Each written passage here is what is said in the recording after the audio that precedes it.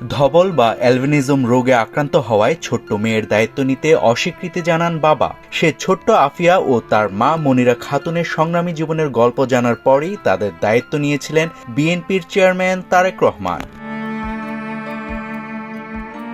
তারেক রহমানের নির্দেশেই এবং যশোর বিএনপির সহায়তায় আফিফার জন্য বসত ঘর নির্মাণ করে দেওয়া হয়। পাশাপাশি আফিয়ার পড়াশোনার দায়িত্ব নেন তারেক রহমান এবং পরিবারের অন্যান্য দেখভালের দায়িত্ব দেওয়া হয় যশোর বিএনপিকে।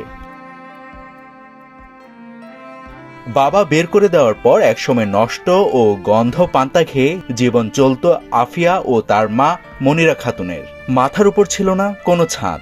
আজ সে আফিয়া খেলে বেড়াচ্ছে তার নতুন বাড়িতে। সোমবার দুপুরে আফিয়ার পরিবারের কাছে বাড়ি হস্তান্তর অনুষ্ঠানে ভার্চুয়ালি যুক্ত হন তারেক রহমান। যশোর সদর উপজেলার বাজুয়াডাঙ্গা গ্রামে অনুষ্ঠানের আয়োজন করে যশোর জেলা বিএনপি।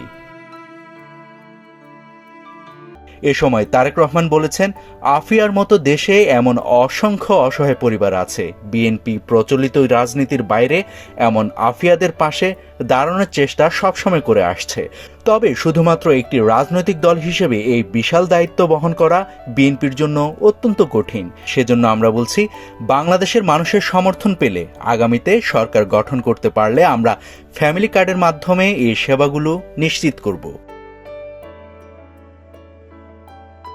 ভূমিষ্ঠ হওয়া সন্তানের শরীরের ত্বক, মাথার চুলের রঙে ভিন্নতার কারণে অপবাদ দিয়ে স্ত্রী মনিরা খাতুনকে তালাক দেন স্বামী মোজাফফর হোসেন। শিশু আফিয়ার বয়স তখন মাত্র 8 মাস। নাভিদ হাসান, সোনালী নিউজ।